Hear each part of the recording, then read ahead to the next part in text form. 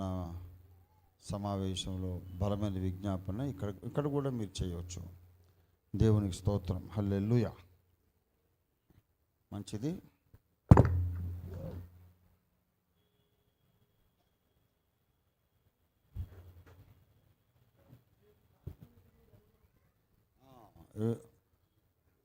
Timing మాత్రం మామూలే, 7 గంటల నుంచి 9 దాకా. ఇక్కడ 9:09 అవుతుంది. బిగినింగ్ at 7 o'clock కర్మేలు ప్రార్థన. తర్వాత రేపు ఎన్నో తారీఖు? 10వ తారీఖు రేపటి దినాన తెలంగాణ రాష్ట్ర స్థాయి ఓఫిర్ మినిస్ట్రీస్ అభిషిక్త సేవకుల, సంఘ కాపరుల, సువార్థికురాళ్ల ప్రత్యేక నెలసరి ప్రార్థనా సమావేశం ఇదే స్థలంలో జరుగుతుంది. రేపటి మీటింగు ఎట్టి పరిస్థితుల్లోనూ వాయిదా వేయబడదు. చాలామంది అడుగుతున్నారు, మొన్న పోస్ట్పోన్ అయింది, నేను అర్జెంటుగా ఢిల్లీ పరిగెత్తాల్సి వచ్చింది, మరి ఈ రేపైనా జరుగుద్దా లేదా అని చాలామంది అడిగారు. అవసరమైతే ఢిల్లీని ఇక్కడ గుంజుతాం, కానీ రేపటి మీటింగ్ అయితే పోస్ట్పోన్, ఎట్టి పరిస్థితుల్లో వాయిదా వేయడం జరగదు. కనుక ఇప్పుడు లైవ్లో చెప్తున్నాను, ఇంటర్నెట్లో ఈ ప్రకటన ఉంటుంది. హైదరాబాద్ పరిసరాల్లో కానీ ఇంకా తెలంగాణ జిల్లాల్లో, అన్ని జిల్లాల్లో ఉన్నటువంటి ఓఫిర్ మినిస్ట్రీస్ అభిషిక్త సేవకులు, దైవజనురాళ్ళందరూ కూడా ఆజ్ఞాపితులు, ఆహ్వానితులు. ఎవరు మిస్ కాకుండా రావాలి. ఏమీ అంత పెద్ద అసాధ్యమైన ప్రయాణమేం కాదు. వచ్చి అందరూ ఇక్కడ కలిసి దేవుని స్తుతించి ఆరాధించి దేవదర్శనములో మరొకసారి నూతనపరచబడి పునరంకితమై దేవుని దగ్గర నూతన శక్తిని, బలాన్ని పొందుకొని వెళ్ళాలి. రేపే తెలంగాణ సేవకుల సదస్సు.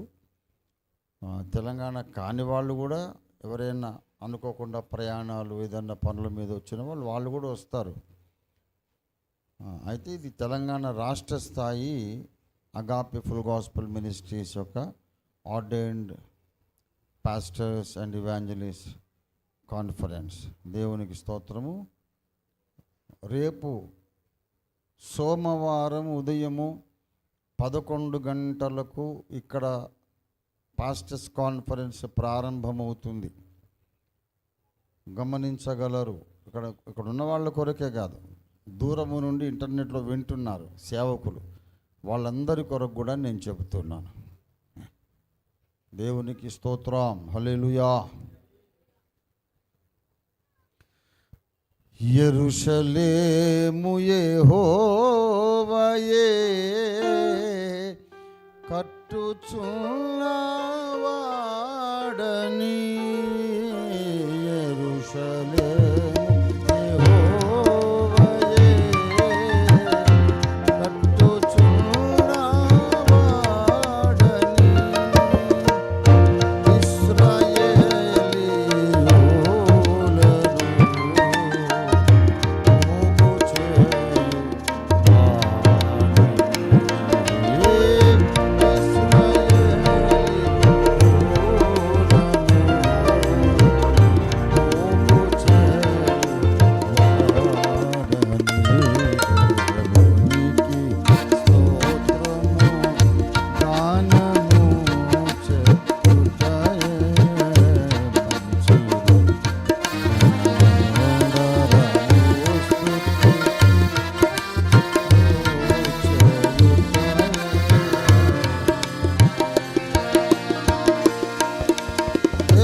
స్తోత్రం. హల్లెలూయా.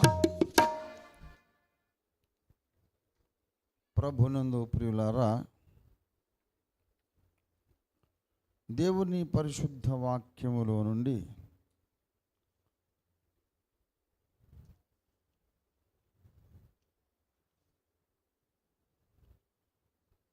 చాలా కొద్దిసేపే నేను మాట్లాడి ముగించుకోవాలని నేను ఆశిస్తున్నాను. 119వ కీర్తన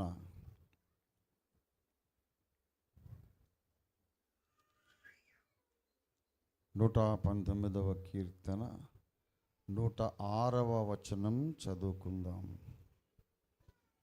నీ న్యాయ విధులను నేను అనుసరించేదనని నేను ప్రమాణము చేసి ఉన్నాను, నా మాట నెరవేర్చుదును.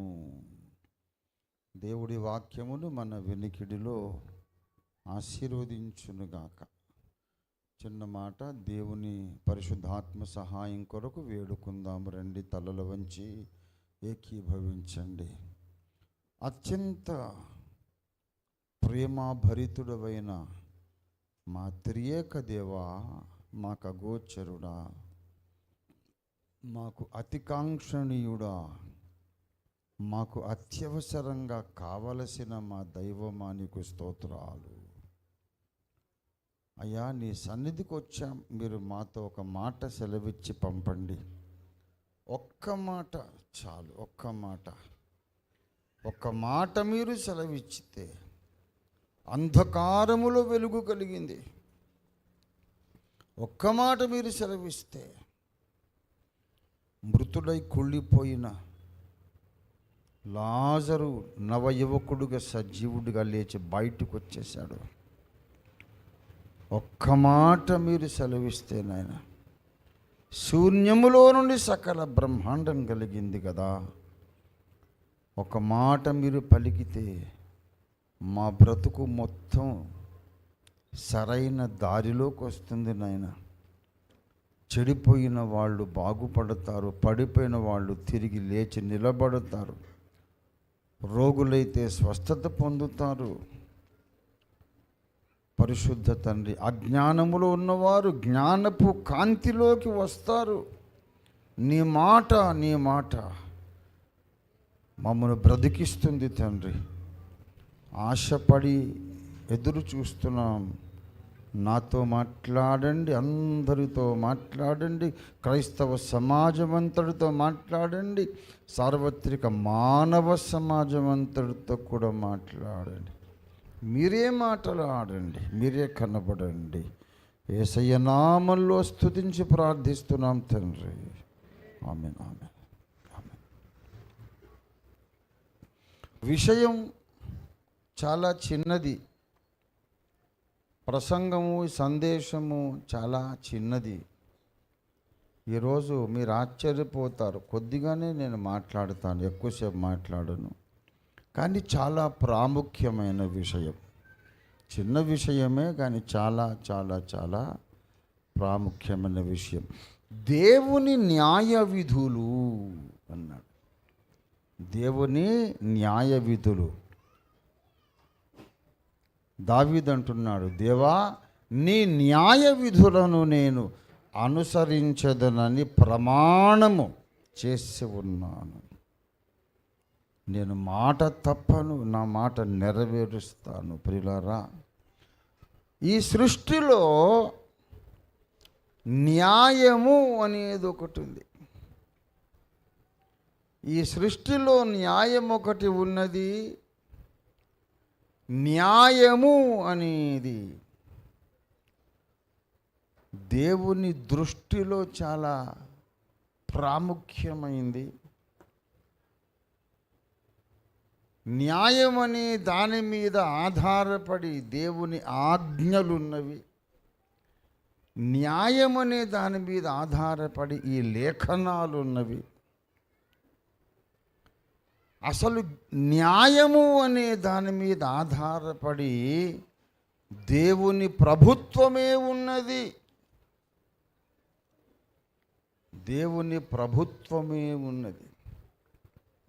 89వ కీర్తన 14వ వచనం, నీతి న్యాయములు నీ సింహాసనమునకు ఆధారం. దేవుని సింహాసనానికి మరొక ఆధారం ఏంటి? ఈ విశ్వం ఇలా నడుస్తోంది అంటే, ఈ ప్రకృతి ఇలా నడుస్తోందంటే దానికి కారణం దేవుని పరిపాలన. ఈ విశ్వము, ఈ సమాజము, ఈ ప్రకృతి ఇలా నడుస్తోందంటే దేవుడు నడిపిస్తున్నాడు. దేవుడు సింహాసనం మీద ఉన్నాడు. కాలములు వాటి వాటి సమయాల్లో రావడానికి, మానవ రాజకీయాలు, వ్యాపారాలు, వ్యవహారాలు అన్నీ నడవడానికి ఆయన కనుసన్నల్లో నడుస్తున్నాయి. ప్రకృతి విలయాలు, ప్రళయాలు, బీభత్సాలు మళ్ళీ సమకూర్చబడడం ఆయన కనుసన్నల్లో నడుస్తుంది.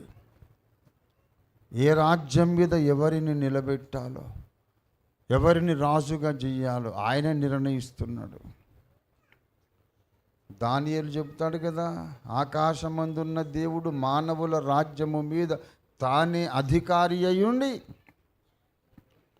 ఎవరికి రాజ్యం అప్పగించ నిశ్చయించునో వారికి రాజ్యం అప్పగించుచు ఆయా రాజ్యముల మీద అత్యల్ప మనుష్యులను నియమించుచున్నాడు.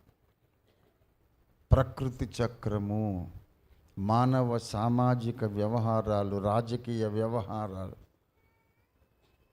ఆయన నడిపిస్తున్నాడు. జగన్నాటక సూత్రధారి, విశ్వనాటక సూత్రధారి.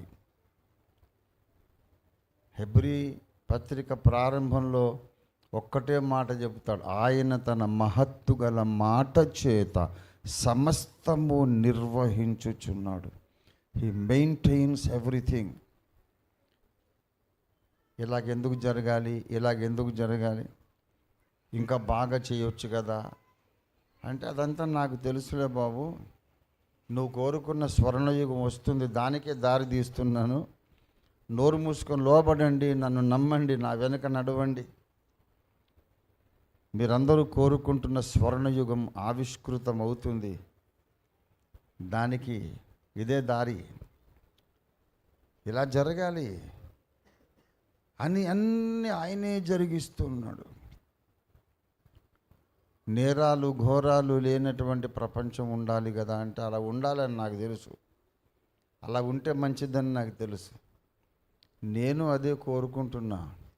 ఎలాంటి పాపము, తిరుగుబాటు, వ్యాధులు, మరణము, కన్నీళ్ళు, దుఃఖము, ఏ వేదన లేని మహిమ ప్రపంచం ఉంటే మంచిదని నేను నమ్ముతున్నా. ఆ మహిమ ప్రపంచాన్ని నిర్మాణం చేయడానికి ఇప్పుడు నేను పరిశ్రమిస్తూ ఉన్నాను. సహకరించండి, వేచి ఉండండి, నిరీక్షించండి. మీరు ఊహించిన దానికంటే అనేక రెట్లు అధికమైన అద్భుత ప్రపంచం మీ ముందుకు వచ్చేస్తుంది. But I know when to do and what to do. ఎప్పుడు చేయాలి, ఏం చేయాలి నాకు తెలుసు అని అన్నీ నిర్వహిస్తున్నాడు. ఈ విశ్వానికి, బ్రహ్మాండానికి నిర్మాణకుడు ఆయన. నిర్మాణకుడు, నిర్వాహకుడు. నిర్మాణకుడు, నిర్వాహకుడు. ఆయన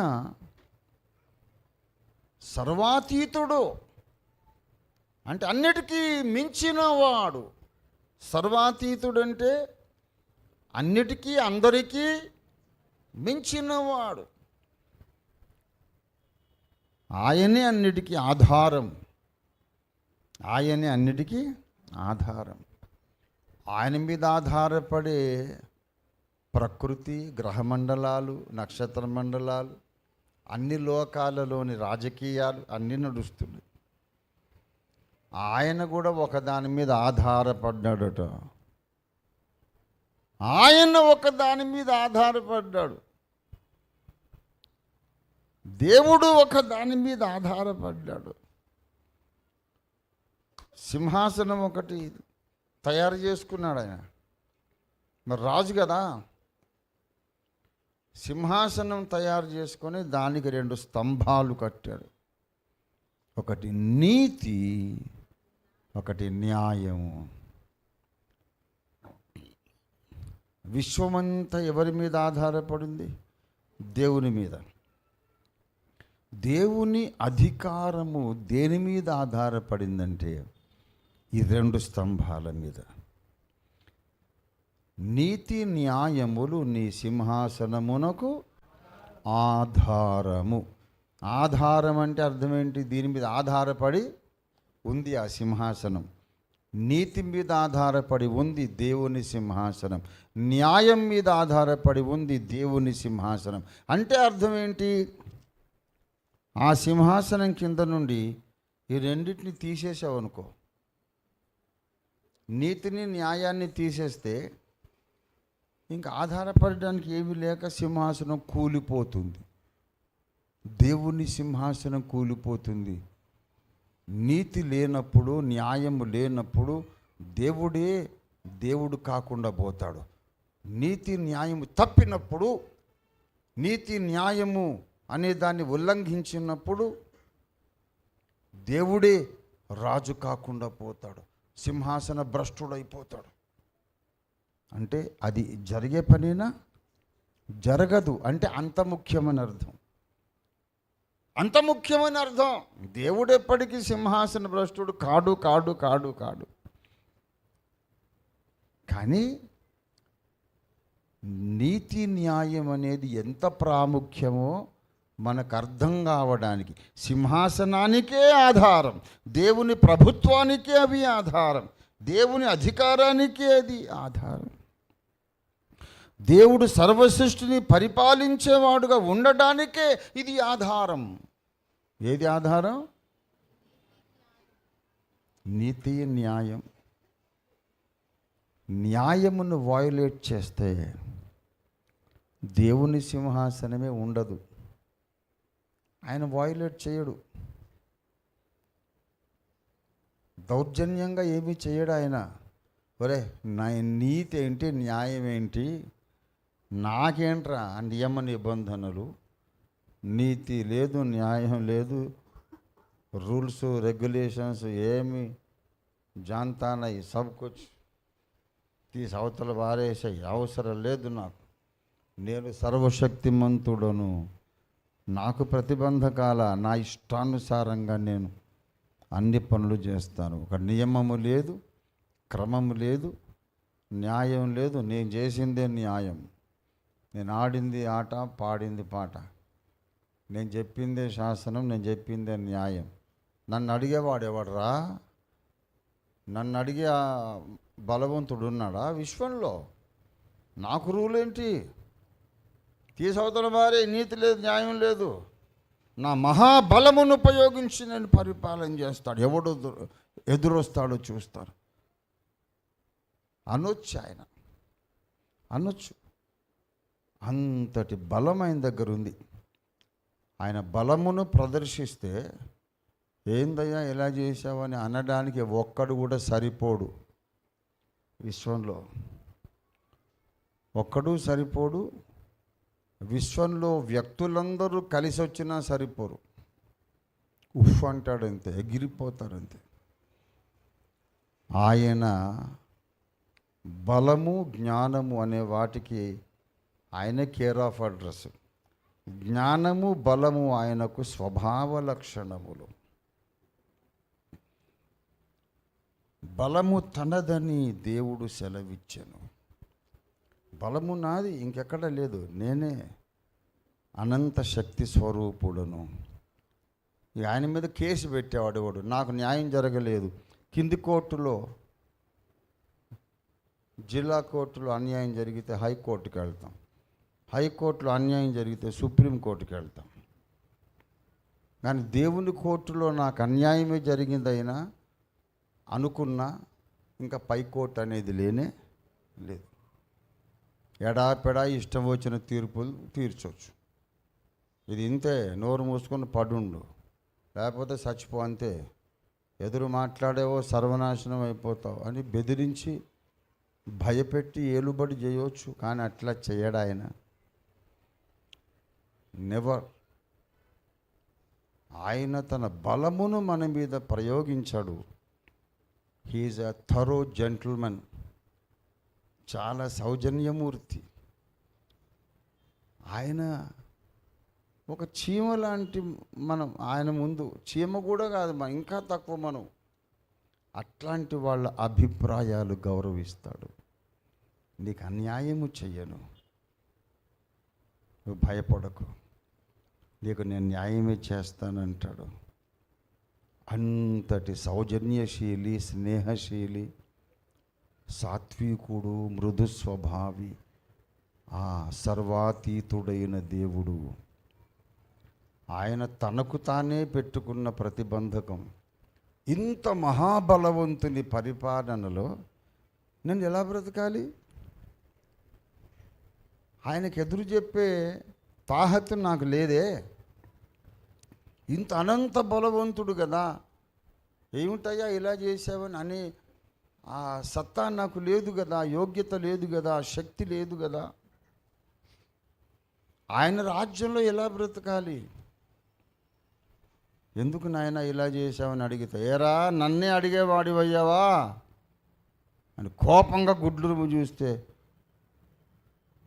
అగ్ని ఆయన కళ్ళల్లో నుండి వర్షించి నేను భస్మమైపోతాను. తర్వాత వెతికిన దొరకను, ఎక్కడ కూడా ఏ లోకంలో ఏ డైమెన్షన్లో కూడా ఉండదు కానీ అడ్రస్. అంత శక్తి సంపన్నుడు,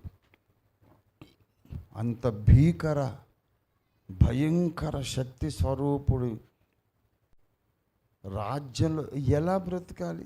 ఇన్సెక్యూరిటీ కాదు, భయం ఏదు.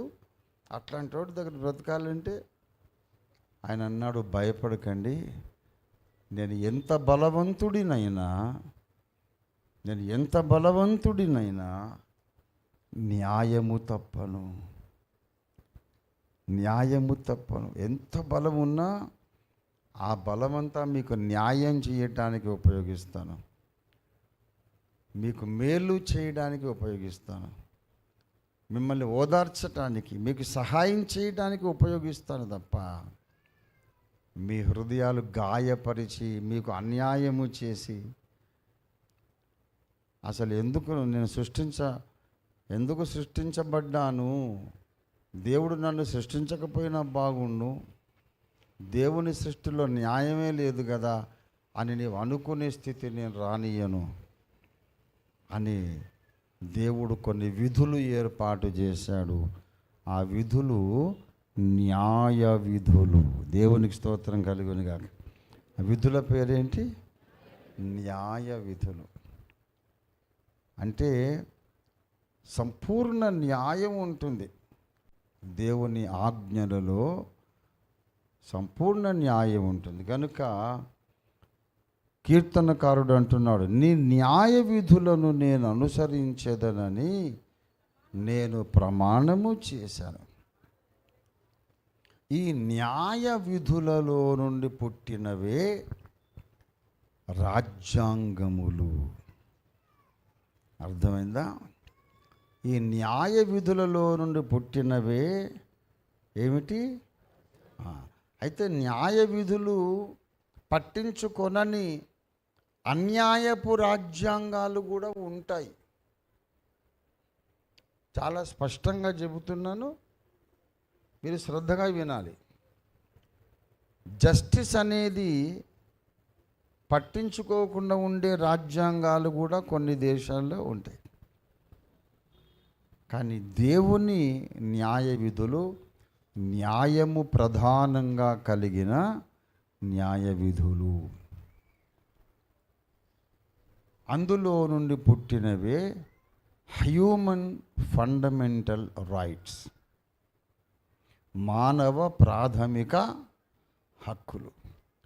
మానవ ప్రాథమిక హక్కులను ఎవ్వరూ వయోలేట్ చేయకూడదు, భంగపరచకూడదు.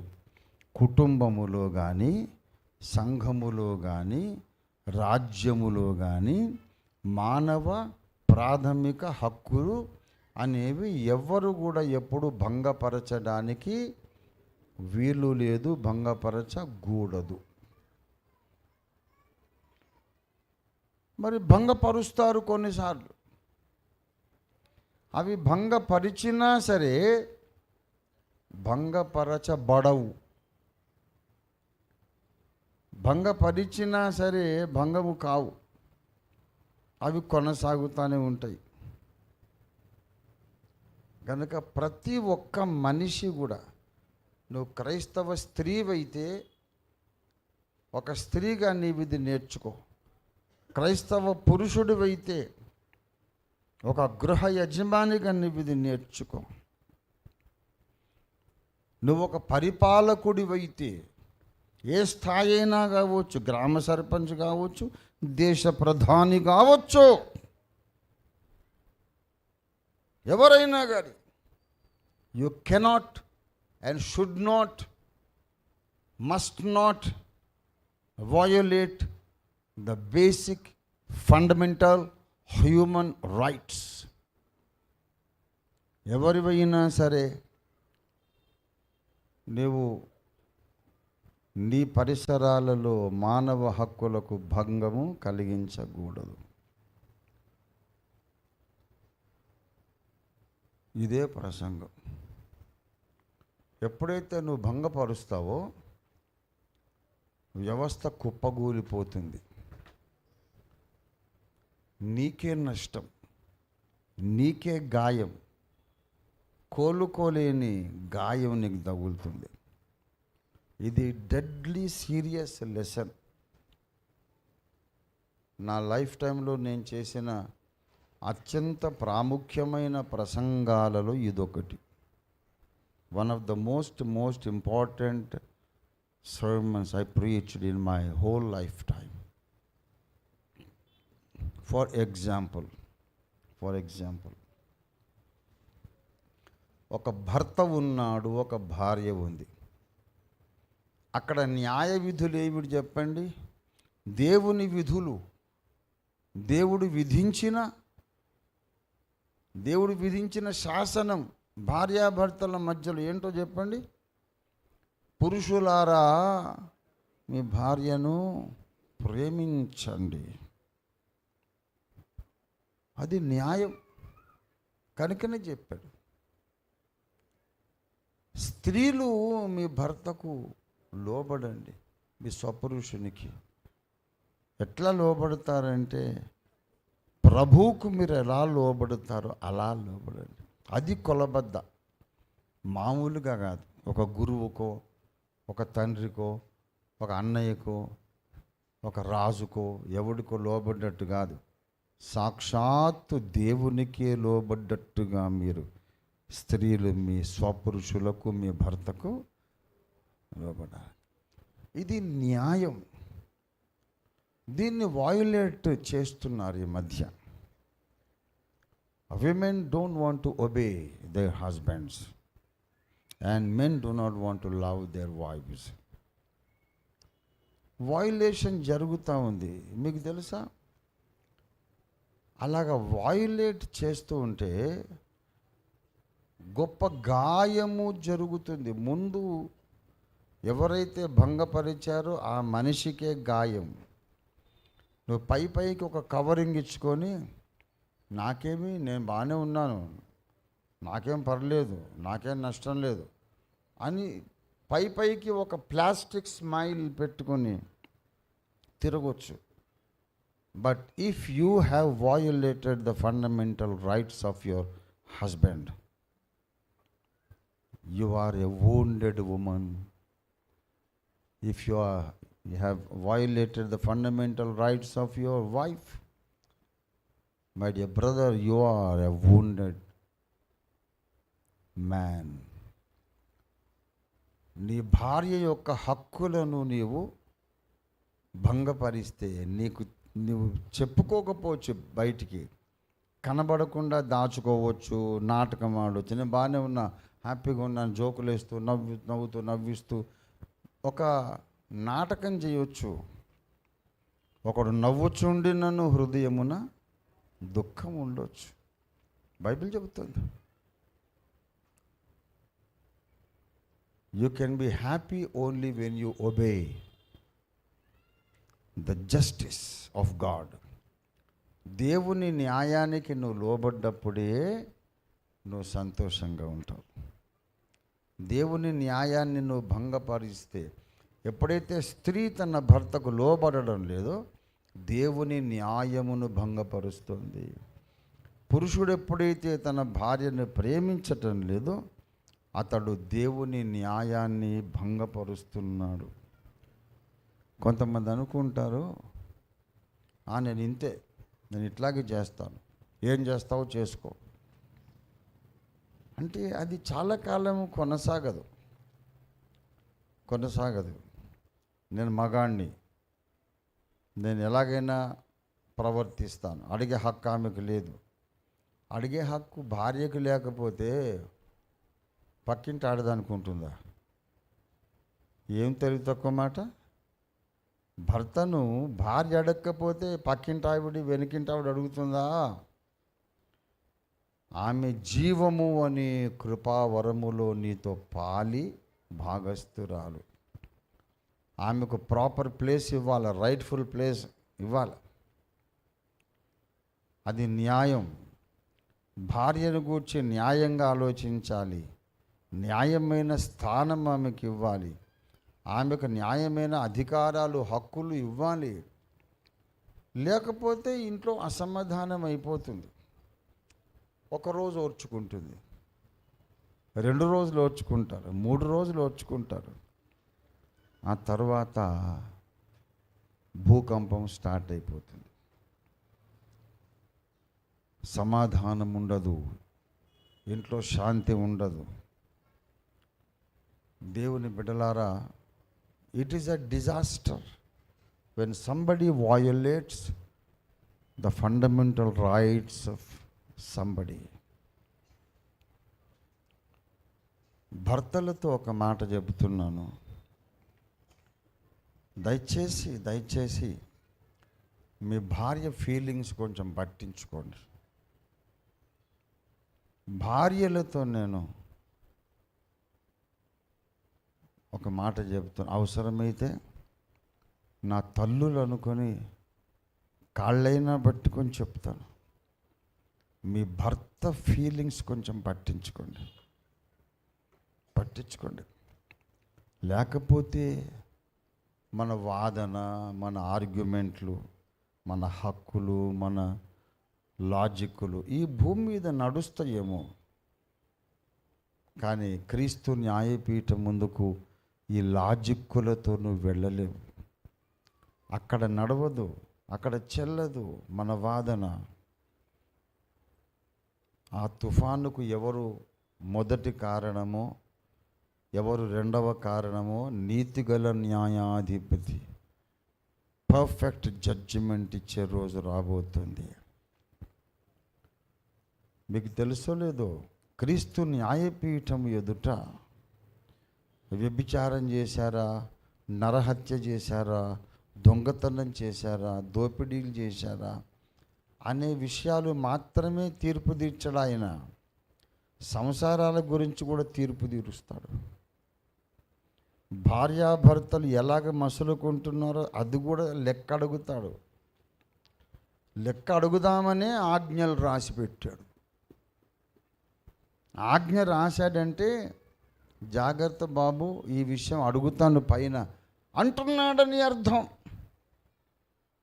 ఊరికన్నా ఉబుసుపోకకి రాయలేదు ఆజ్ఞలు, టైంపాస్కి రాయలేదు. ఆజ్ఞ రాశాడు బైబిల్లో అంటే పైన లెక్క అడుగుతాను బాబు అంటున్నాడని అర్థం. ఇష్టం వచ్చినట్టు బ్రతకడానికి వీల్లేదు. పురుషుడు తన భార్యకు అన్యాయం చేస్తే పైన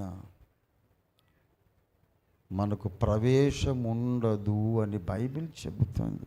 ఎలా చెబితే అర్థమవుతుంది? 1 పేతురు పత్రిక 3వ అధ్యాయం 7వ వచనంలో, పురుషులారా జీవము అనే కృపావరములో మీ భార్యలు మీతో పాలివారై ఉన్నారని ఎరిగి ఎక్కువ బలహీనమైన ఘటమని భార్యను ఏం చేయాలంట? ఓసే మడ్డి ముఖమా, జిడ్డు ముఖం, ఎక్కడ సచ్చావే అని అలా పిలవద్దు. భార్యను సన్మానించాలి. Address your wife honourably, in an honourable way, respectable way. North ఇండియాలో అత్తమామలు కోడలు పిలుస్తారు, బహురాణి కిదర్ హై. బహు అంటే కోడలు, రాణి అంటే రాణి అండి. బహురాణి కిదర్ హై, మా కోడలు పిల్ల మహారాణి అంటారు.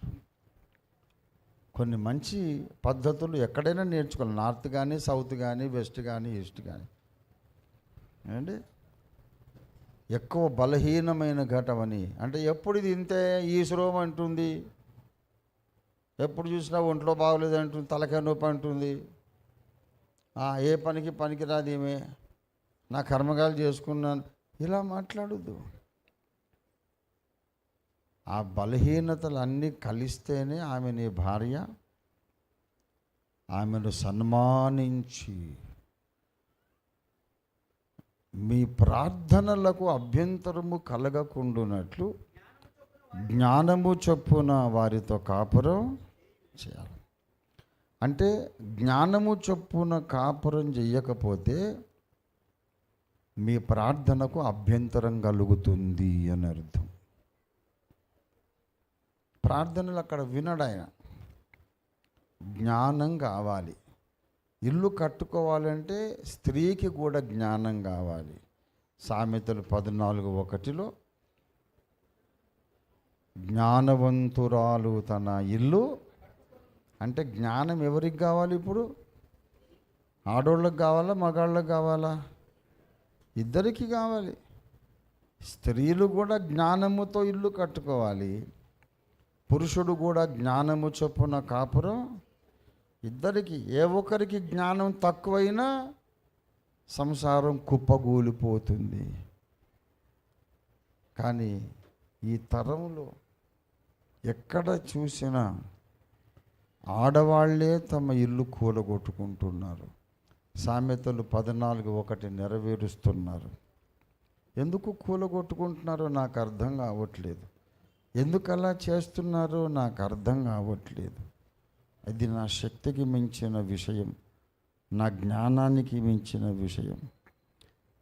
ఎన్నో మర్మాలు అర్థమవుతాయి నాకు, కానీ అర్థమైనవి, అర్థం చేయించాను. కానీ ఒక స్త్రీ తన కాపురం ఎందుకు కూలగొట్టుకుంటుంది? తర్వాత ఏం సాధించాలని, సమాజంలో స్థానం ఏంటి, ఎందుకు అనేది నాకు అర్థం కావట్లేదు. అది నా శక్తికి మించినటువంటి అంశంగా ఉంది. Fundamental rights.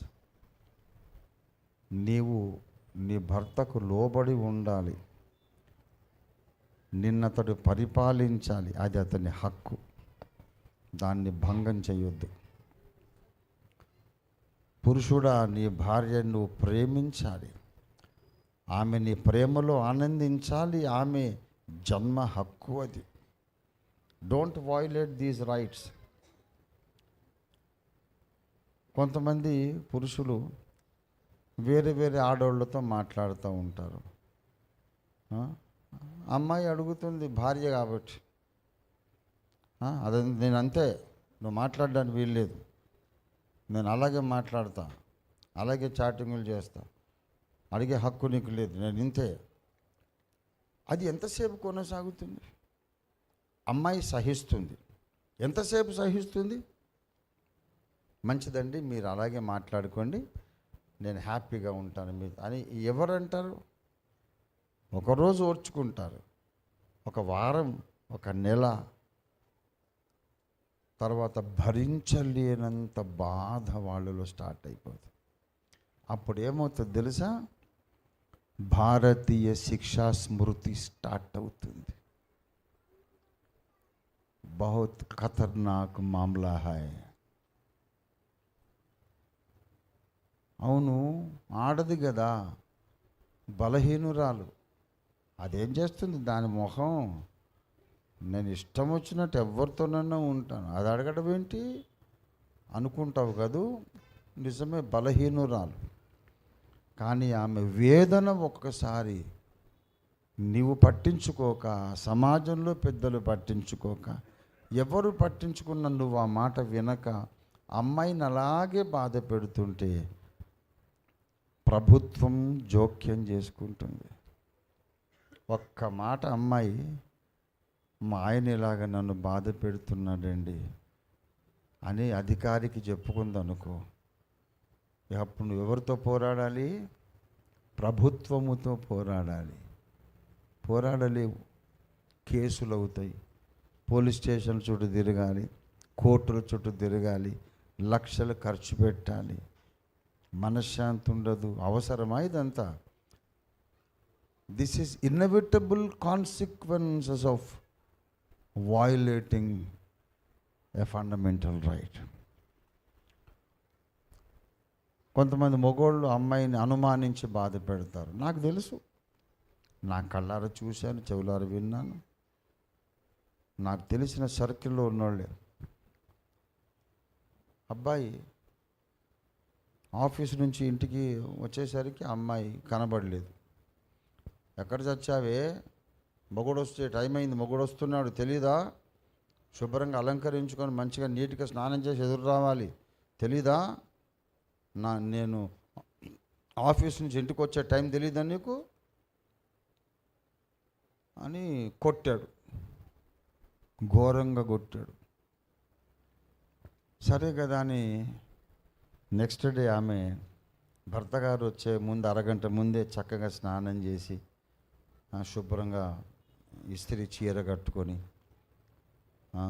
అంత రెడీ అయిపోయి భర్తకు గేట్లో ఎదురొస్తే, ఎవడి కోసమే అంత బాగా రెడీ అయిపోయావు? నీ అందచందాలు ఎవడు చూడాలని అని మళ్ళీ కొట్టాడు. ఎదురు రాకపోయినందుకు ఒకసారి కొట్టాడు, ఎదురు వస్తే మళ్ళీ ఒకసారి కొట్టాడు. అంటే ఆడదని అలుసు. అట్లాంటి వాళ్ళు ఉన్నారు. భరిస్తుంది భరిస్తుంది భరిస్తుంది. పిల్లిని గదిలో వేసి కొడితే అది ముందు పారిపోవడానికి దారి చూసుకుంటుంది. దారి దొరికితే వెళ్ళిపోతుంది.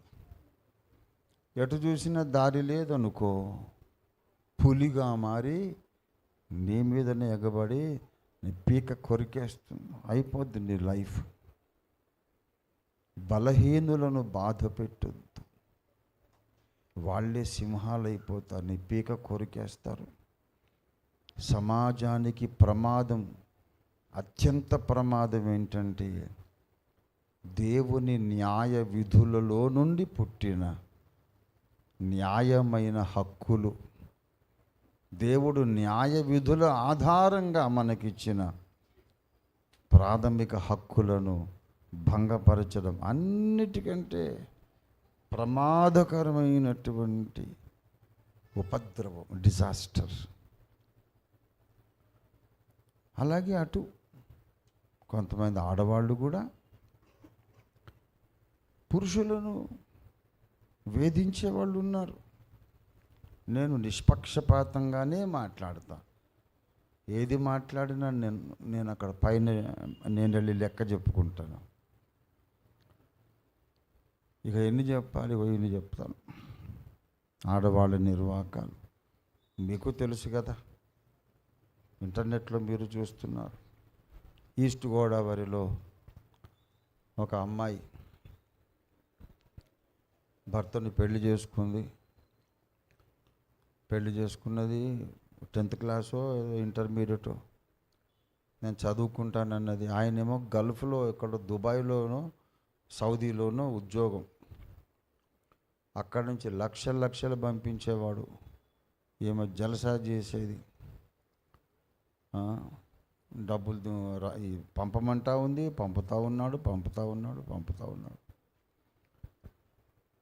ఎప్పుడైనా వస్తే ఉండేది భార్య ఒంటరిగా ఉంటుంది.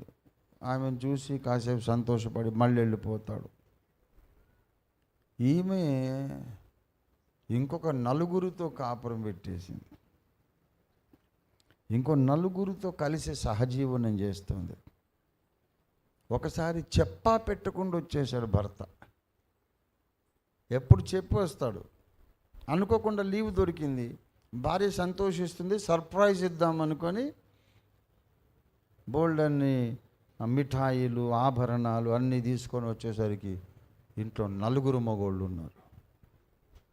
ఇదేమిటి అంటే ఇరుగు పొరుగోళ్ళు చెప్పారు, వాళ్ళు ఎప్పుడు ఇక్కడే ఉంటారయ్యా, నీ భార్య నీకే భార్య అనుకుంటున్నావు, వాళ్ళందరూ వాడేసుకుంటున్నారు ఆమెని, నువ్వు పంపే డబ్బులన్నీ వాళ్ళు జలసా చేస్తున్నారు. గొడవ అయిపోయింది. అతడు షాక్ తిని పిచ్చోడైపోయి తిరుగుతున్నాడు. మెంటల్ షాక్ తిని పిచ్చోడైపోయాడు. ఇటువంటిదే ఇంకొక కేసులో ఏం జరిగింది తెలుసా? Same ditto. దీని క్లైమాక్స్ మాత్రం డిఫరెంట్గా ఉంటుంది. రియల్ లైఫ్ ఇన్సిడెంటే. ఏంటి 4 ఉంటున్నావు, నేను డబ్బులు పంపిస్తున్నాను, జలసా చేస్తున్నావు అని అడిగినందుకు ఆ 4 ఈమె ఏకమై భర్తను కొట్టి చంపేసి ఉరేసుకున్నాడు అని ఫ్యాన్కు వేలాడదీసి ఒక కథ సృష్టించారు. పోలీసులు వచ్చారు, పరిశోధనలో తేలింది ఇక్కడ గొంతు పిసికినట్టుగా ఆనవాళ్ళు ఉన్నాయి. ఆ తర్వాతనే వేలాడదీశారు, ఇది ఆత్మహత్య కాదు అని ఆ 4 తోమితే ఇరుగు పొరుగోళ్ళు చెప్తారుగా, మొత్తం స్టోరీ బయటకు వచ్చింది. ఒకటైతే కేసు నేనే పరిష్కరించా.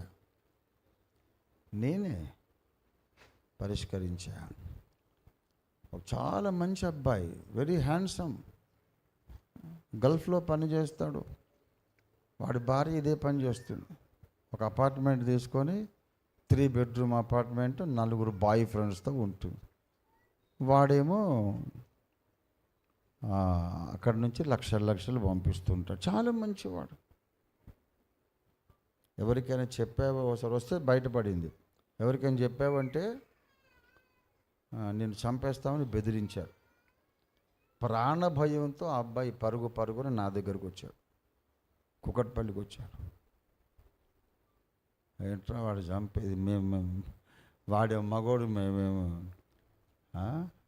చేతగాని వాళ్ళు అనుకున్నావా అని చెప్పి నేను కేసులు పెట్టి కోర్టుకు వెళ్ళి ఆమె నేరం నిరూపించి విడాకులు ఇప్పించి ఈ అబ్బాయికి నేను మళ్ళీ ఒక పెళ్లి చేశా.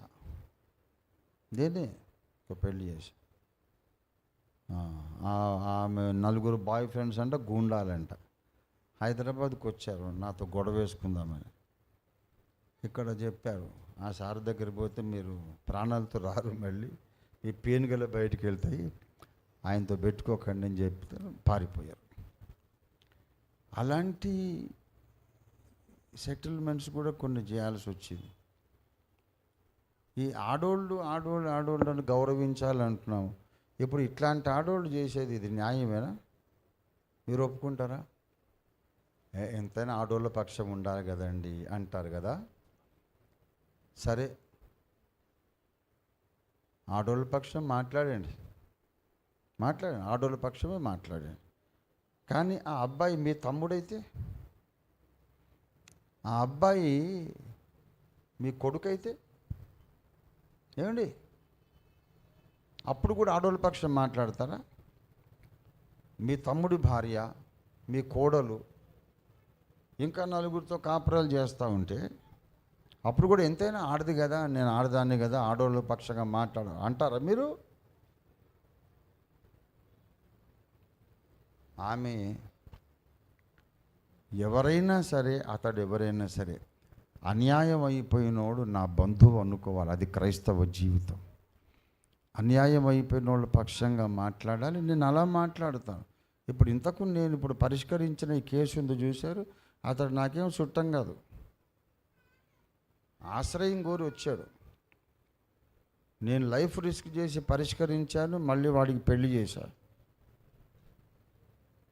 చేసి నిలబెట్టిన తర్వాత ఇప్పుడు వాడు నా సంఘం వదిలిపెట్టి వెళ్ళిపోయాడు. అది చూడు మరి కొసమెరుపు. పోనీ వాడు ఇక్కడ ఉంటాడు, దశంభాగాలు ఇస్తాడు, గల్ఫ్ పైసలు ఇస్తాడని నేను చెయ్యలే. నా మనస్సాక్షి కొరకు చేశా. పోతే పోరా, ఆ రోజుకి ఈ రోజుకి కూడా నా మనస్సాక్షి ప్రకారం నేను కింగ్ను. నేను ఎప్పుడు అన్యాయం చేయలేదు. నేను అన్యాయం చేయలేదు, న్యాయమే చేశాను. నా ద్వారా న్యాయం పొందిన వాళ్ళు చాలామంది సంఘం నుంచి వెళ్ళిపోయారు. పోనీ, అది వాడి తప్పు అవుతుంది కానీ నా తప్పు కాదు. దానికి తీర్పు ఉంటుంది పైన. ప్రియులారా, ఎటు చూసిన అన్యాయం అన్యాయం అన్యాయం అన్యాయం. మొన్న ఒక వార్త వచ్చింది సోషల్ మీడియాలో. ఒక 17 సంవత్సరాల అమ్మాయి నలుగురితో వ్యవహారం నడుపుతూ ఉంది, 4 బాయ్ ఫ్రెండ్స్తో. అది కన్నతల్లికి తెలిసింది. మరి అమ్మ కోప్పడదా? ఏమిటే వ్యవహారం, నాకు నిన్న మొన్నే తెలిసింది, పరిస్థితి బాగోలేదు, వద్దమ్మా, మన ఇంట వంట లేని పరిస్థితి, ఇలా చేయొద్దు, ఈ ప్రవర్తన మంచిది కాదు. నలుగురు ఏమిటి, ఒకరిని ఇష్టపడు, నేను పెళ్లి చేస్తాను, నలుగురితో నడపడం ఏమిటి, తల ఎలాగ ఎత్తుకుని తిరగాలి సమాజంలో అని చెప్పి వాళ్ళమ్మ కోప్పడితే ఆ 4 బాయ్ ఫ్రెండ్స్ను తీసుకొచ్చి తల్లిని ఈమె కూడా కలిసి కొట్టి చంపేసింది. అయిపోయింది తల్లి. కన్న కూతురు కన్న తల్లిని అట్లాంటి తరంలో బ్రతుకుతున్నాం. అయితే ఒక మాట చెబుతున్నా, ఎప్పుడైనా నేరము జరిగిందంటే ఎవరో ఒకరి ప్రాథమిక హక్కులను నీవు ఉల్లంఘిస్తున్నావు అని అర్థం. ఈ స్టేట్మెంట్ గుర్తుపెట్టుకోండి. Any act becomes a crime when it violates someone's fundamental rights. దొంగతనము నేరమా కాదా? నేరమే. ఎందుకు నేరము? వాడు కష్టపడి సంపాదించుకున్నటువంటి ధనము, వాడి సొత్తును నువ్వు తీసుకొస్తున్నావు, అది నేరం. అలాగే నీ సొత్తు ఎవడైనా తీసుకెళ్తే నువ్వు గగ్గోలు పెడతావు. నీ జేబులోంచి ఎవడైనా తీసుకెళ్తే, అబ్బా ఏం కొట్టేసేవరా నా జేబు, ఏం హస్తలాఘవరా నీది అని మెచ్చుకుంటామా? మెచ్చుకోం. గగ్గోలు పెట్టేసి నెత్తినోరు బాదుకొని బాబోయ్ నా కష్టార్జితం అంటే తీసుకెళ్తున్నాడు, నువ్వు మొత్తుకుంటావు కదా. అలాగే వాడు కూడా మరి బాధపడడా? నీ డబ్బు ఒకటి తీసుకుంటే నువ్వు బాధపడతావు, వేరే వాడి డబ్బు తీసుకుంటే మరి వాడు బాధపడడా? వాడిని బాధ పెట్టి నువ్వు తీసుకుంటున్నావు కనుక దొంగతనము నేరము. ఇంకొకటి భార్యను నువ్వు ఆశించొద్దు. ఆశిస్తే వాడు బాధపడతాడు. నీ భార్యని ఇంకోడు కావాలనుకొని తీసుకెళ్ళిపోతే నువ్వు బాధపడవా? నువ్వు బాధపడతావు. ఇంకొకటి ఇల్లు నువ్వు కబ్జా పెట్టడం, అది వాడిని గాయపరచడమే అవుతుంది. అది తప్పు. ఎందుకంటే నీ ఇల్లు ఎవడైనా కబ్జా పెడితే నువ్వు బాధపడతావు. అదే నీకు జరిగితే నీకు ఇష్టం ఉండదుగా. అలాంటి పని ఇంకొకడికి నువ్వు చేయడం తప్పు. ఇది దేవుని న్యాయ విధులు. ఎంత చక్కని మాట వాడాడు తెలుగు బైబిల్లో. న్యాయ విధులు, న్యాయము మీద ఆధారపడి దేవుడు విధించిన విధులు, నిబంధనలు. దేవుని బిడ్డలారా, ఇవి వయలేట్ చేయవచ్చు, కానీ కొంతవరకే జరుగుతాయని నేను చెప్తున్నా. ఆ తర్వాత ఏమవుతుందో తెలుసా? ఎవరి హక్కులైతే భంగమైపోయినాయో వాళ్ళు గదిలో వేసి కొట్టిన పిల్లిలాగా తయారవుతారు. తప్పదు. తప్పనిసరి పరిస్థితిలో తిరుగుబాటు ప్రారంభమవుతుంది.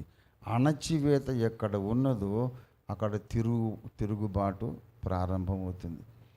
భార్య అయినా తిరగబడుతుంది, భర్త అయినా తిరగబడతాడు, పిల్లలైనా సరే. బాధితులు కొంతవరకే బాధను భరించగలరు. ఎల్లకాలం అలాగే సాగుతుందని ఎవ్వరూ అనుకోవద్దు. Fundamental rights must be maintained in a civilised society. ఒక నాగరిక సమాజంలో ప్రాథమిక హక్కులను మనం గౌరవించాలి. అలాంటి ప్రాథమిక హక్కులలో ఒకటి మత స్వేచ్ఛ. ఇది ప్రాథమిక హక్కు. ఎవరైనా తమకి ఇష్టమైనటువంటి దేవుణ్ణి వారు ఆరాధించుకోవచ్చు. ఎవరైనా దేవుణ్ణి తమకిష్టమైన రూపములో, తమకిష్టమైనటువంటి నామముతో తలచుకోవచ్చు, ఆరాధించుకోవచ్చు. తమకిష్టమైన పూజా విధానాలలో ఆరాధించుకోవచ్చు.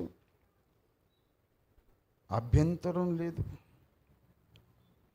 రాజ్యములో ఎవరున్నారో, అధికారం ఎవరు చేస్తున్నారో అది వాళ్లకు సంబంధించిన విషయం కాదు. ఎందుకంటే రోజు ఒక దేవుణ్ణి నమ్మొచ్చు మనం. ఇవాళ ఒక దేవుణ్ణి గొప్ప దేవుడు అనుకుంటాం. ఒక 6 నెలలు సంవత్సరం అయ్యాక మనకు నచ్చకపోతే ఇంకో దేవుణ్ణి నమ్ముకుంటాము. ఇంకో 2-3 సంవత్సరాలు అయ్యాక నచ్చలే, ఇంకో దేవుడిని నమ్ముకుంటాం. ఇంకో 2-3 ఏళ్ళు అయ్యాక, 2-3 సంవత్సరాలు అయ్యాక అసలు దేవుడే లేడిపోరా, మతం ఉన్నదంతా ట్రాష్ అనుకుంటాం. రాజ్యం దానికి బాధ్యులు కాదు. ఎవరైతే శాసన నిర్మాణకులు, శాసన నిర్ణేతలు, పరిపాలకులు ఉన్నారో వాళ్ళకెందుకు? వీడి బాధల్లో వీడున్నాడు, అప్పులు చేసుకున్నాడు, సమస్యల్లో ఉన్నాడు, ఒక దేవుడు మొక్కాడు, అక్కడేమి కార్యం జరగలేదు, ఇంకో దేవుడిని మొక్కాడు, కార్యం జరగలేదు, ఇంకో దేవుడిని మొక్కాడు, కార్యం జరగలేదు, ఆఖరికి దేవుడే లేడు పోరా, స్వశక్తిని నమ్ముకుందాం అనుకున్నాడు. దానికి గవర్నమెంట్ ఎందుకు జోక్యం చేసుకోరా? Purely personal matter.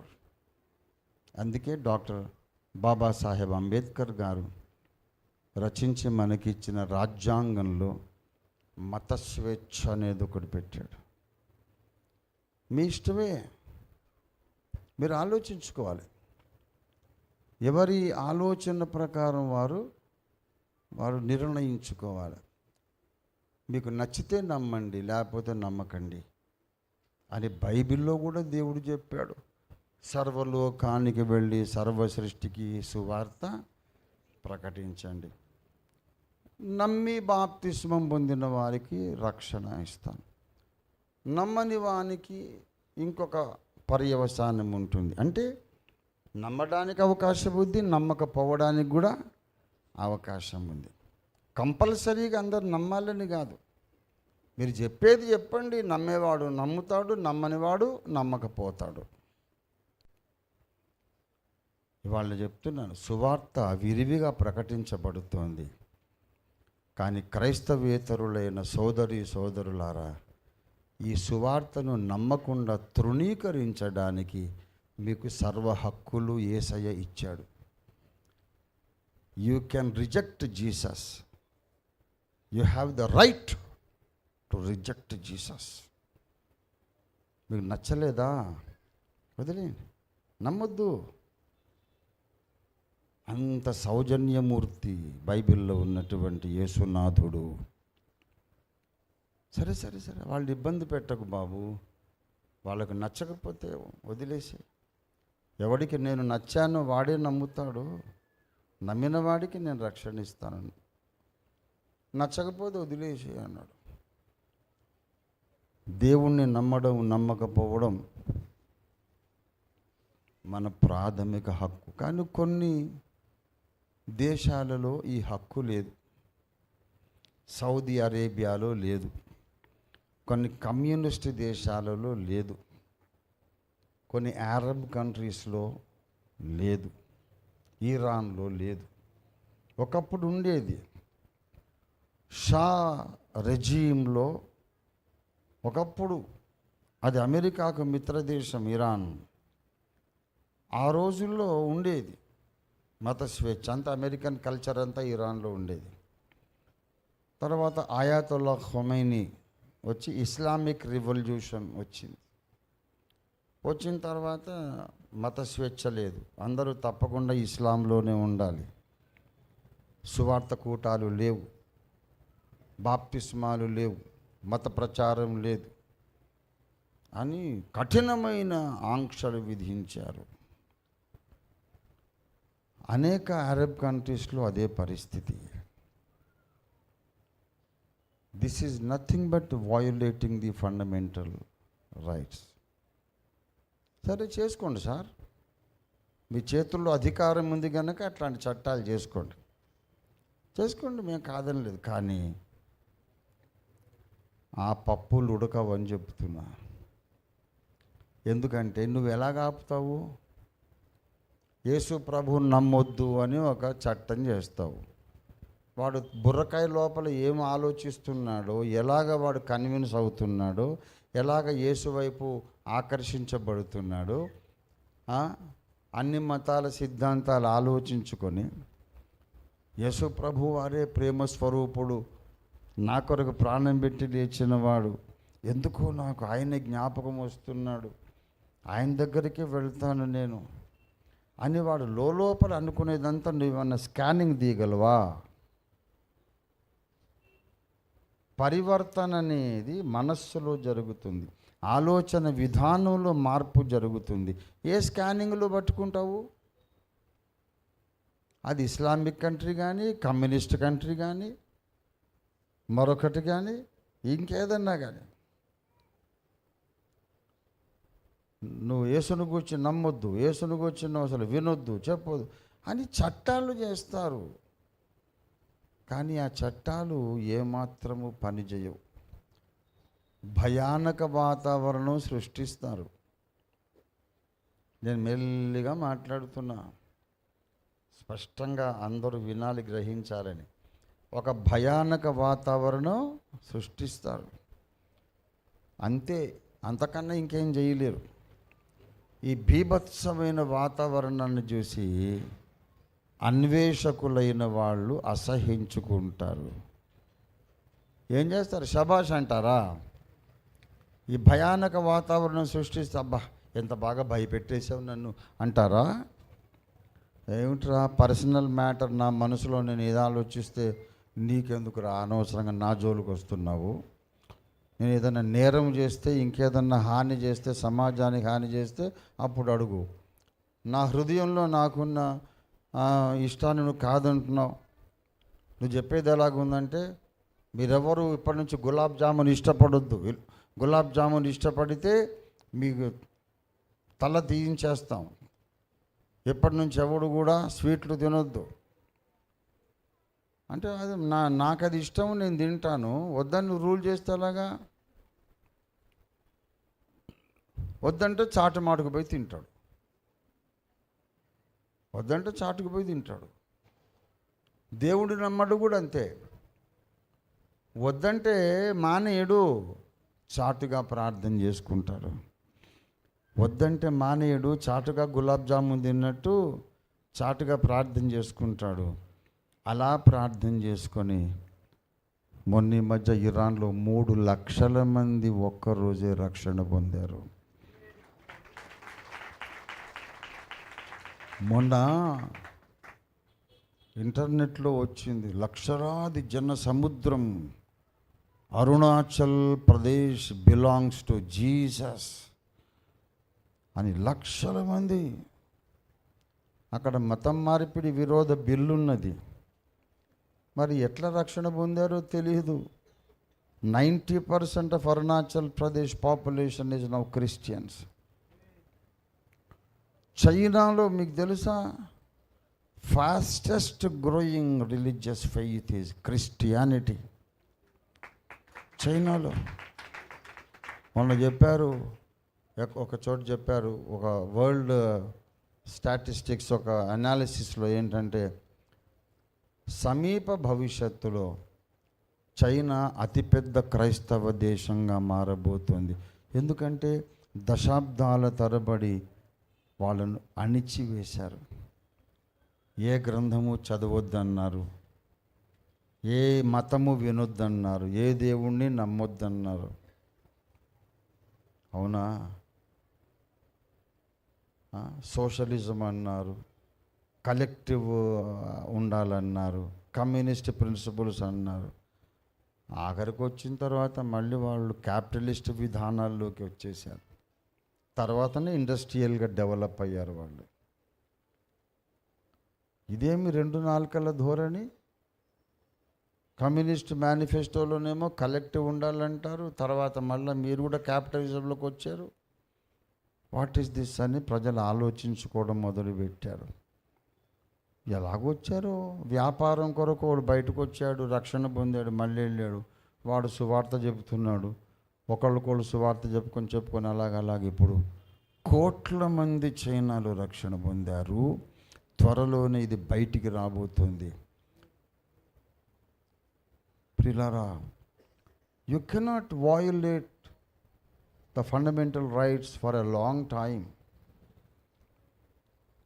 వాడిష్టం, వాడు ఏదన్నా నమ్ముకుంటాడు. నువ్వు భయపెట్టి, భయభ్రాంతులకు గురి చేసి, హింసించి, బాధ పెట్టి ఏం సాధించలేవు. నీకున్న పరువే పోతుంది, సమాజం నిన్నే అసహించుకుంటుంది. అలా భయభ్రాంతులకు గురి చేసేవాడిని నాగరిక సమాజం థూ అని ఉమ్మేస్తుంది. నువ్వు గౌరవాన్ని పొందాలంటే తమ్ముడు, నీ బుర్రకాయ, నీ మెదడు, నీ ఇష్టం రా. నువ్వెవ్వరిని నమ్ముకున్నా, అసలు ఏది నమ్మకపోయినా నా తమ్ముడివే. దాంట్లో పెద్ద ఏముంది, దాంట్లో ఒరిగింది లేదు అని చెప్పి ప్రతి ఒక్కరికి స్వేచ్ఛాపూరిత వాతావరణాన్ని ఇచ్చే ఆ సమాజమే నాగరిక సమాజము, సివిలైజ్డ్ సొసైటీ. ఇప్పుడు ఒక మతానికి చెందిన రాజ్యంగా చేస్తాం, ఒక మతానికి చెందిన రాజ్యంగా చేస్తామంటే ఏం జరుగుతుంది?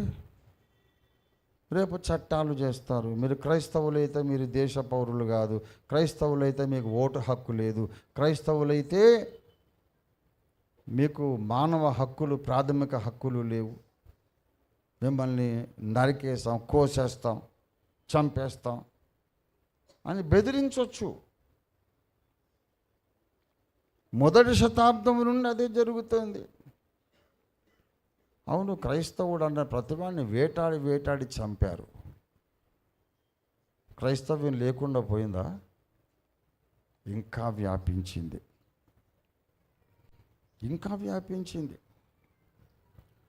ఇవాళ రోమన్ మతం ఎక్కడ తగలబడి ఎక్కడుంది? ఇప్పుడు వీనస్ని ఎవరు ఆరాధిస్తున్నారు? హోరస్ని ఎవరు ఆరాధిస్తున్నారు? ఏమండి, ఎవడు ఆరాధిస్తున్నాడు? ఇవాళ ఆ రోమే పట్టుకొచ్చి మళ్ళీ యేసయ్యను ప్రపంచమంతా చాటించి,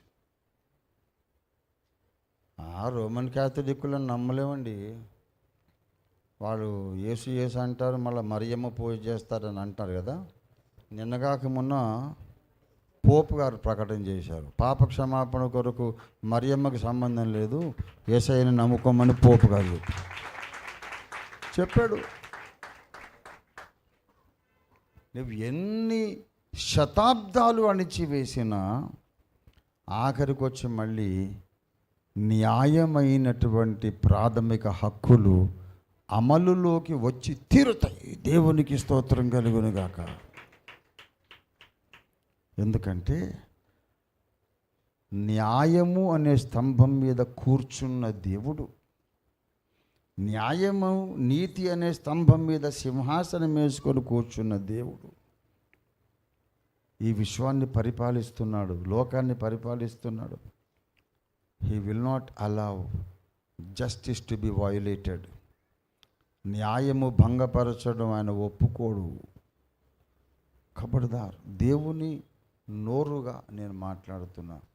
ఇది దేశ ప్రధానులకు, దేశాధికారులకు కానీ, రాష్ట్రాధికారులకు కానీ, గ్రామాధికారులకు కానీ, కుటుంబాధికారులకు కానీ జాగ్రత్త. నీకు అప్పగించబడ్డ అధికార పరిధిలో నువ్వు న్యాయము నువ్వు మెయింటైన్ చేయకపోతే దేవుని సింహాసనం వచ్చి జోక్యం చేసుకుంటుంది. దేవుని సింహాసనం జోక్యం చేసుకుంటుంది. త్వరలోనే భారతదేశంలో చట్టాలు చేస్తారట. కలలుగా ఉంటున్నారు, హిందువులైతే అమెరికాకి వెళ్ళిపోండి, హిందువులైతే భారతదేశంలో ఉండండి, క్రైస్తవులైతే అమెరికాకు పోండి, లేకపోతే ఇజ్రాయెల్, అది కూడా అంటున్నారు. క్రైస్తవులైతే ఇజ్రాయెల్ కన్నా పోండి, అమెరికా కన్నా వెళ్ళండి, హిందువులైతేనే ఇండియాలో ఉండండి. ఇది మొత్తం ఆకాశం కింద ఇదొక భారత ఉపఖండం, అఖండ భారతం.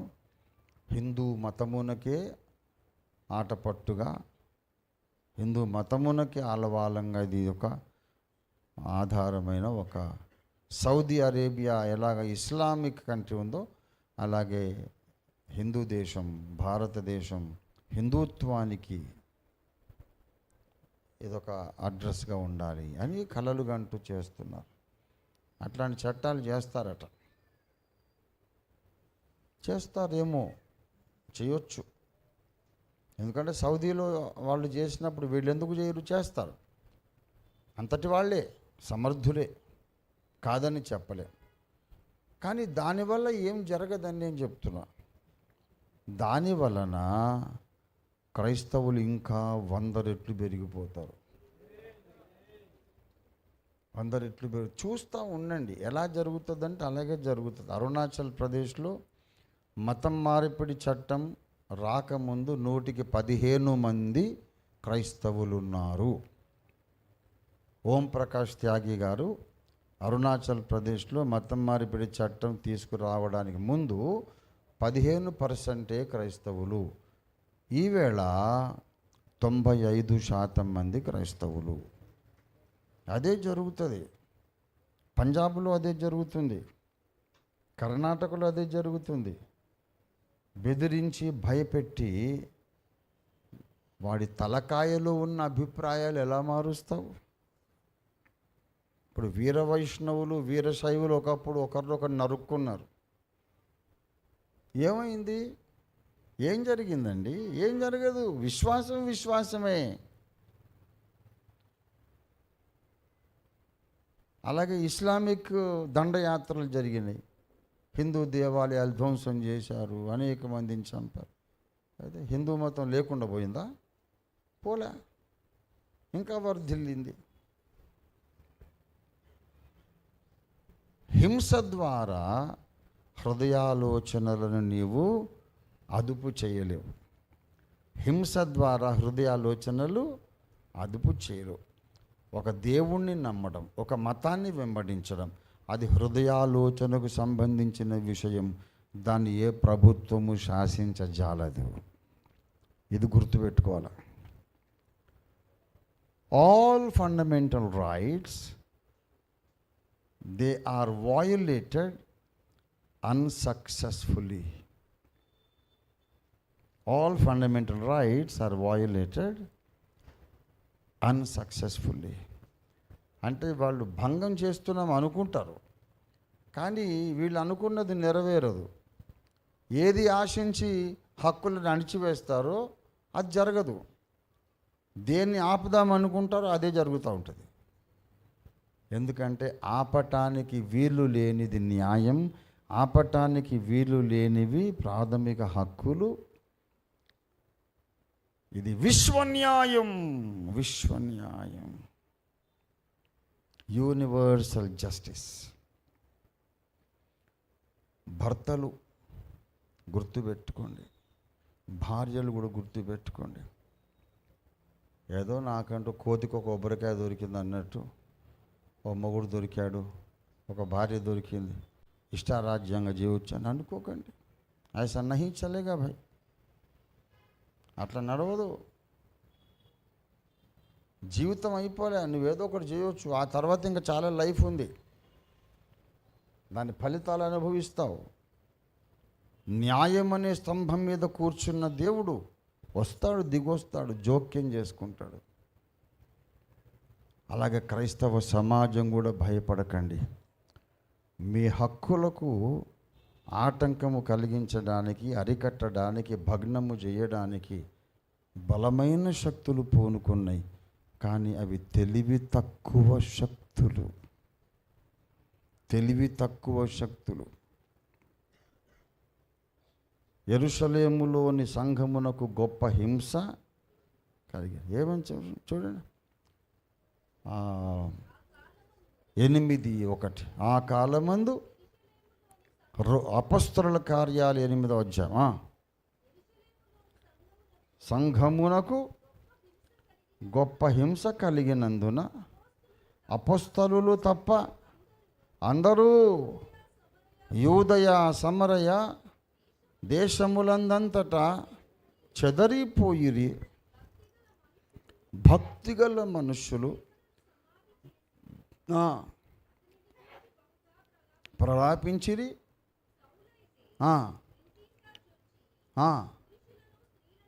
హింసిస్తానే ఉన్నాడు, ఈడ్చుకొని పోతున్నాడు స్త్రీలను, పురుషులను, అందరినీ. ఇంకా చెరసాల్లో వేయించి సంఘమును పాడు చేయుచుండెను. చెదరిపోయిన వారు అదుగో చెదరిపోయిన వారు సువార్త చెబుతున్నారు, బాప్తిస్మాలు ఇస్తున్నారు, సంఘాలు గడుతున్నారు. ఈ శ్రమ రాకపోతే ఒక యెరూషలేములోనే ఉంటారు వాళ్ళు. శ్రమ వచ్చింది కనుక చుట్టుపక్కల దేశాలన్నిట్లో సంఘాలు కట్టారు. దేవునికి స్తోత్రం కలుగును గాక. అందుకే చెప్పాను,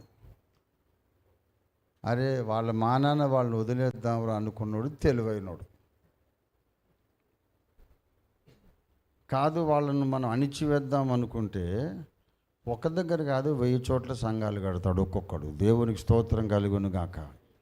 అణిచివేయబడ్డవాడు ఇంకా శక్తివంతుడవుతాడు. అణిచివేయబడ్డ పిల్లి పెద్ద పులైపోతుంది. ఇది ప్రకృతి న్యాయం, ఇది సామాజిక న్యాయం, ఇది విశ్వ న్యాయం. ఇది అర్థం కానోళ్ళు ఇవాళ దేశాన్ని నడిపిస్తున్నారు. ప్రియ దేవుని బిడ్డలారా, అందరినీ మడతపెట్టి చెప్తున్నా, కుటుంబ వ్యవస్థ, రాజ్యాంగ వ్యవస్థ, ఏమండి అక్కడ కూడా మా చేతుల్లో అధికారం ఉన్నదని అన్యాయంగా కేసులు పెట్టడం, అక్రమంగా అరెస్టులు చేయడం. ఏం జరిగింది? ఏం జరుగుతుంది? ఎన్నో జరుగుతున్నాయి. భజీందర్ సింగ్ అనే ఒక దైవజనుడు మన లాల్ బహదూర్ స్టేడియంలో ఆయన గొప్ప స్వస్థపరిచే కృపావరం కలిగిన వాడు. దాదాపు 1,00,000 మందికి పైగా జనం వచ్చారు ఆయన్ని చూడడానికి. 1 డే రిట్రీట్. అసలు పబ్లిసిటీ ఎప్పుడు చేశారో ఎలా చేశారో తెలియదు. బండ్లు కట్టుకొని వచ్చారు జనాలు. కుంటి వాళ్ళు వచ్చి ఊతకర్రలు అక్కడ పడేసి నడుచుకుంటూ పోయారు. 1000 స్వస్థతలు జరిగినాయి. భజీందర్ సింగ్ పంజాబ్లో ఆయన యవనస్తుడు, చాలా powerful anointed man of God, అభిషిక్త దైవజనుడు. పంజాబ్ మొత్తం ఆయన ప్రభావం కిందకు వచ్చింది. ఆయన కింగ్ మేకర్ అయిపోయాడు. నెక్స్ట్ పంజాబ్కు ఎవరు ముఖ్యమంత్రి కావాలో భజీందర్ సింగ్ నిర్ణయించగలడు. ఫలానా పార్టీకి ఓటేయండి అని ఆయన చెప్తే అదే పార్టీ గెలుస్తుంది. ఫలానా ఆయన ముఖ్యమంత్రి చేయండి అని భజీందర్ సింగ్ చెప్తే వాళ్ళే ముఖ్యమంత్రి అవుతారు. అట్లాగా కింగ్ మేకర్గా మారిపోయాడు భజీందర్ సింగ్ గారు. ఆలోచించుకున్నారు, ఎలాగైతే వచ్చే ఎన్నికల్లో మనకు కష్టమే అని అతని మీద దొంగ కేసు పెట్టి, ఓ చిన్న మైనర్ అమ్మాయి మీద రేపు అటెంప్ట్ చేశాడని దొంగ కేసు పెట్టి జైల్లో వేశారు. ఇప్పుడు దాదాపు సంవత్సరం నుంచి ఆయన జైల్లో ఉన్నారు. ఇదైనా తిక్కల పనులు ఇవన్నీ. అప్పుడు పంజాబ్లో భజీందర్ సింగ్ అభిమానులందరూ ఈ అధికారులను అబ్బా ఏం చేశారు సార్ దొంగ కేసులు అంటారా?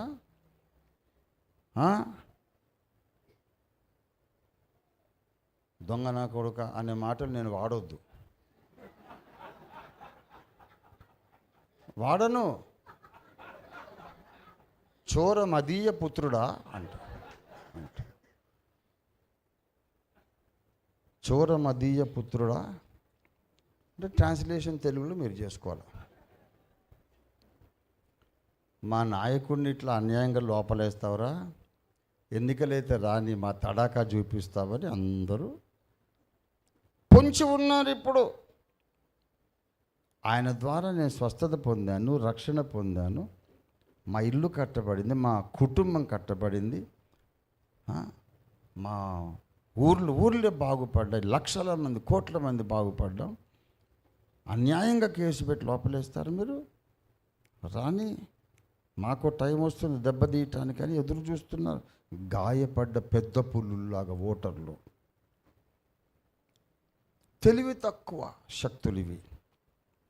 దానికి బదులు వీళ్ళు కూడా పోయి ఆయన భజన చేశారనుకో, అప్పుడు ఆయన చెప్తారు వీళ్ళకే ఓటేయండి అని. ఇంకా అది రాజకీయం, అది చాణక్యం.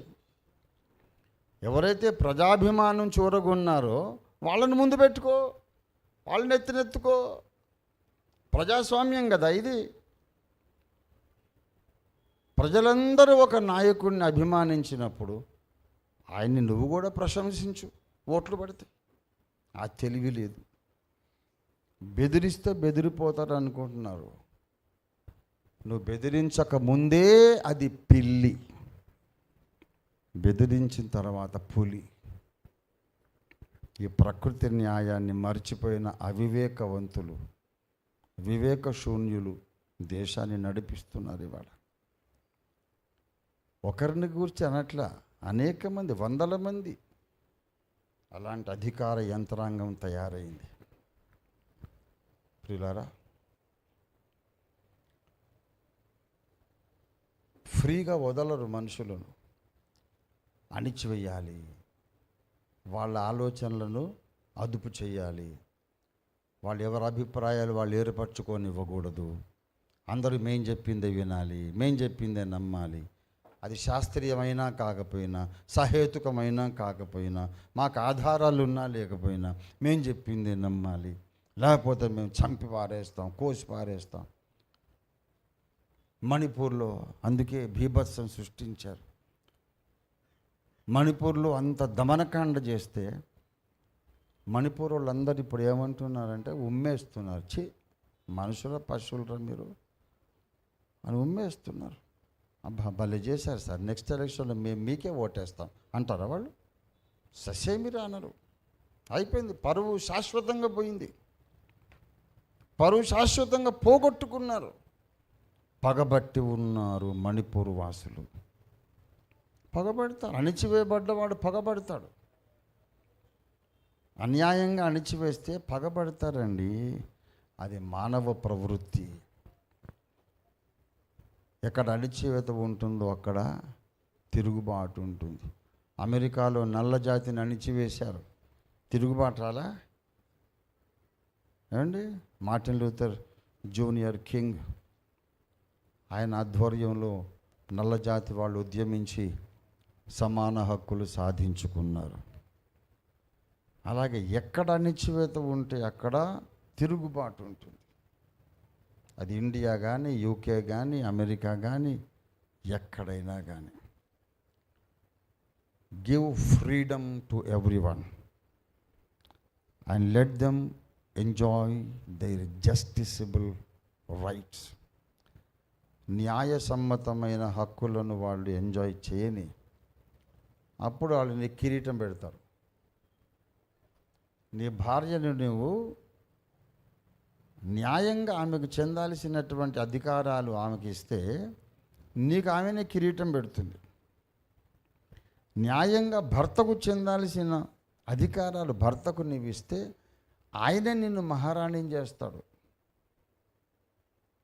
అది లేదు, ఆ తెలివి లేదు ఈ రోజుల్లో.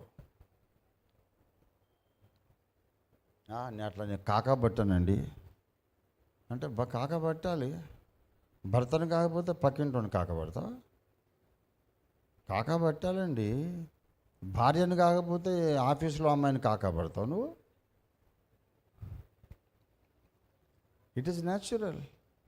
కొంచెం మెప్పించే మాటలు మాట్లాడండి, ప్రేమగా చక్కగా సంతోషపెట్టే మాటలు మాట్లాడి సంతోషపరిచి ఇరుపక్షాలు ఒకరినొకరు సంతోషపెట్టుకుంటే ఇల్లు స్వర్గం అవుతుంది, దేశము స్వర్గం అవుతుంది.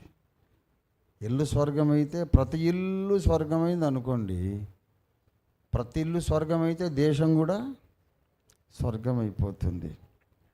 న్యాయము మీద ఆధారపడ్డవే ఫండమెంటల్ రైట్స్. న్యాయం మీద ఆధారపడ్డవే ప్రాథమిక హక్కులు.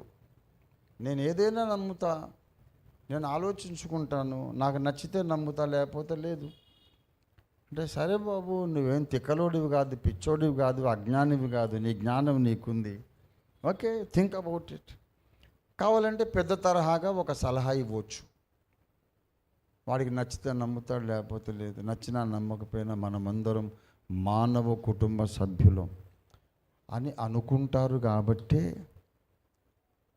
మన దేశపు మతాన్ని తీసుకెళ్ళి ఆస్ట్రేలియాలో చెప్తున్నారు, మన దేశం మతాన్ని తీసుకెళ్ళి అమెరికాలో, ఫ్రాన్స్లో, జర్మనీలో చెప్తే ఒక్కళ్ళు కూడా ఆబ్జెక్ట్ చేయట్లే. ఎందుకంటే వాళ్ళు సంస్కారవంతులు. వాళ్ళు సంస్కారవంతులండి. అమెరికాలో వీళ్ళు బాగానే వెళ్ళి వీధుల్లో కూడా అంత ప్రచారాలు చేసుకుంటున్నారు. అమెరికన్ సొసైటీ, గవర్నమెంట్ వీళ్ళనేమనట్లా. క్రైస్తవ దేశాలలో వీళ్ళెళ్ళి వీళ్ళ మతాన్ని చెప్పుకుంటుంటే ఎవ్వడూ నిషేధించలే. కానీ క్రైస్తవులు కనిపెట్టిన టెక్నాలజీ మొత్తం వాడుకుంటూ వీళ్ళు క్రైస్తవులను ఇక్కడ నిషేధిస్తారట. అంటే న్యాయము కాదు. వాడి జేబు నేను కొడతాను కానీ నా జేబు వాడు కొట్టకూడదు. ఇది డబుల్ స్టాండర్డ్స్ నడుస్తుందా? ఇది రానియండి చట్టాలు. ఒక 5 ఏళ్ళో 10 ఏళ్ళో ఉంటాయేమో. దేవుడు ఉన్నాడు, దిగొస్తాడు. ఒక 10 ఏళ్ళు అంటే తర్వాత రెడ్డెవడో రాజెవడో. ఈ చట్టాలు చేసిన వాళ్ళు గుండెపోటు వచ్చి పోరా?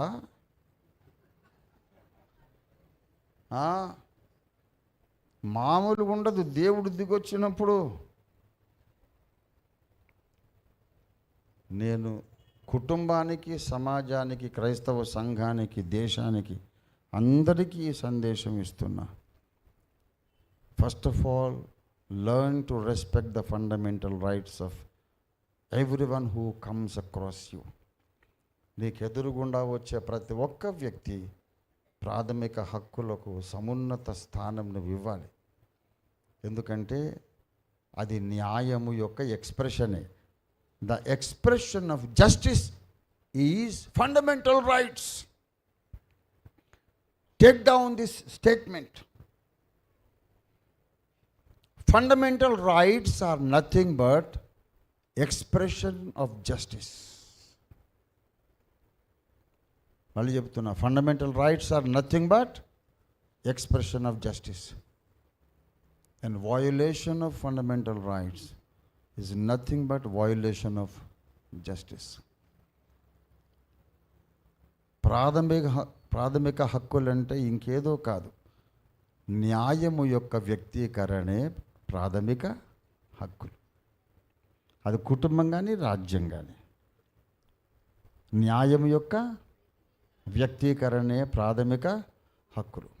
కనుక ప్రాథమిక హక్కుల వ్యక్తీకరణ న్యాయం. కనుక ప్రాథమిక హక్కుల ఉల్లంఘన న్యాయాన్ని ఉల్లంఘించడమే. ఇది గుర్తుపెట్టుకోండి. సమాజానికి, దేశానికి, ప్రపంచానికి సర్వదా అవసరమైన పాఠం దేవుడు చెప్పమన్నాడు, నేను చెప్పేశాను. తర్వాత ఆయన చూసుకుంటాడు. జ్ఞానవంతులైన వాళ్ళు మారు మనసు పొందాలి. దేవుడి వాక్యమును ఆశీర్వదించుడుగాక. ప్రార్థన చేసుకుందాం. స్తోత్రమునైనా ప్రేమ కలిగిన మా మహాపరిశుద్ధ తండ్రి, జీవాధిపతి అయిన మా యేసయ్యా నీకే స్తోత్రాలు. మహిమగల మా ప్రభువా, ఈ దినమున మీరు పంపిన మీ దివ్య పరలోక వర్తమానం కొరకు నీకు స్తోత్రం. A very important message for all the people all over the world. జాతీయ స్థాయిలో, ప్రపంచ స్థాయిలో, కుటుంబ స్థాయిలో, గ్రామ స్థాయిలో ప్రతి ఒక్కరికి కూడా అత్యవసరమైన సందేశాన్ని, గద్దింపును, హెచ్చరికను మీరు ఇచ్చినందుకు నీకు స్తోత్రాలు. ఎక్కడైతే ప్రాథమిక హక్కులను అణిచివేయడం జరుగుతుందో అది కొద్ది కాలం మాత్రమే అణిచివేత కొనసాగుతుంది. ఆ తర్వాత తప్పనిసరిగా తిరుగుబాటు రాక తప్పదు. ఎవరి హక్కులు వాళ్ళు సాధించుకోక తప్పదు. అణిచివేసిన వాళ్లకు పతనము, సర్వనాశనం తప్పదు అనే ఒక భయంకరమైన సత్యాన్ని మీరు ప్రవచింపజేసినందుకు నీకు స్తోత్రం చెల్లిస్తున్నాం. నీ వాక్యం ఫలింపజేయండి. మా దేశమును సస్యశ్యామలం చేయండి. శాంతి సమాధానాలతో మా దేశమును దీవించండి, నింపండి. మా దేశములో న్యాయము జరిగించండి. మతోన్మాద శక్తులను ధ్వంసము చేయండి, వినాశనము చేయండి. మతోన్మాద శక్తులను మటుమాయము చేయండి. అందరూ న్యాయంగా ఆలోచించడానికి సహాయం చేయండి. యేసు పరిశుద్ధ నామములో స్తుతించి ప్రార్థిస్తున్నాం తండ్రి. మన తండ్రి అయిన దేవాది దేవుని శాశ్వత ప్రేమ, సర్వ జగద్రక్షకుడైన యేసునాథుని అనంత కృప, పరిశుద్ధాత్మ దేవుని తోడి దివ్య మనోహర సహవాసం చేరివచ్చిన మనకందరకు, భూలోకమందున్న సకల భక్త కోటికి ఇప్పుడు ఎల్లప్పుడూ సదాకాలము తోడై ఉండునుగాక. ఆమేన్. యేసు రక్తమునకే జయం, ప్రభు యేసు రక్తమునకే జయం, ప్రభు యేసు నామమునకు సంపూర్ణ జయం కలుగునుగాక. అందరికీ వందనాలు. థ్యాంక్ యూ వెరీ మచ్ అండి. అందరికీ వందనాలు. Thank you for